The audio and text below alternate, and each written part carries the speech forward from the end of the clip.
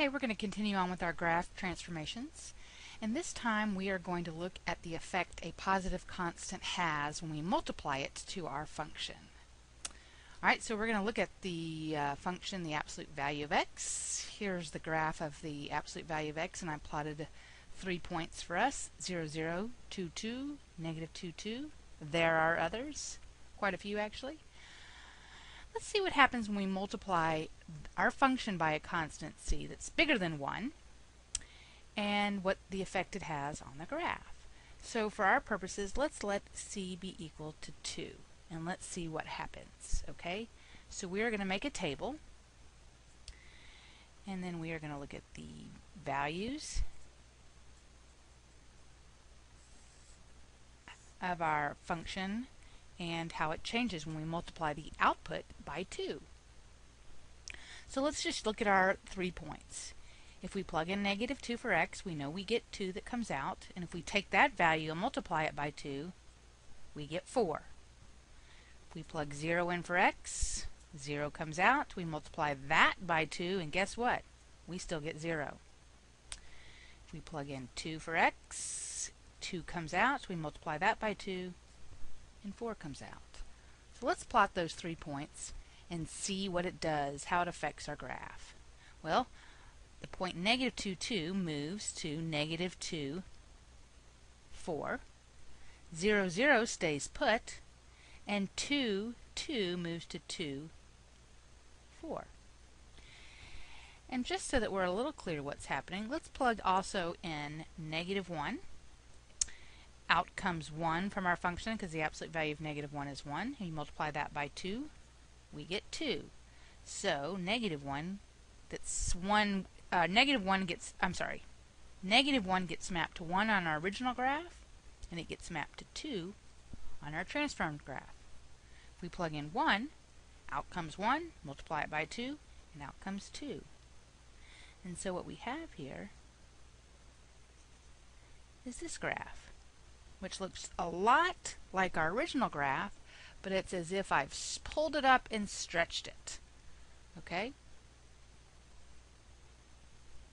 So if you take a constant c and you multiply it by our function f, and c is bigger than 1, it has the effect of stretching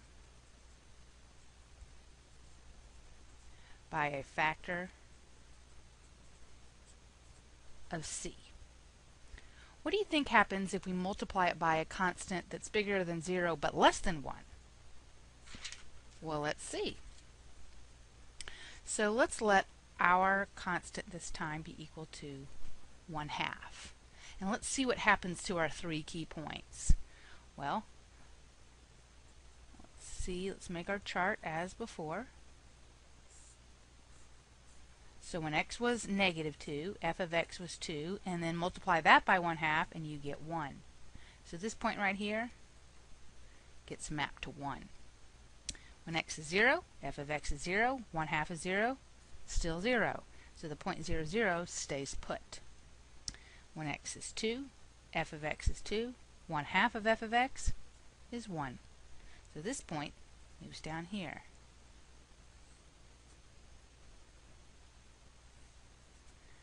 So it's like we took this graph and we pulled it down this way. So if we take a constant and multiply it times f of x, and that constant is less than 1, but let's be clear, we're strictly bigger than 0, it compresses the graph by a factor of c. Now the last thing we want to do is look to see what happens if we multiply a negative number towards our the output of our function and see what happens to the original graph. And so for this case, let's let c be equal to 1.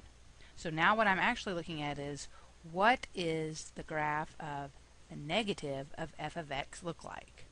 Well, let's see. We plug in our x, we have our f of x, and now let's look at negative f of x. Okay? When x was negative 2, f of x was positive 2, the negative of it is negative 2. When x is 0, f of x is 0, the negative of 0, still 0. When x is 2, f of x is 2, negative f of x is negative 2.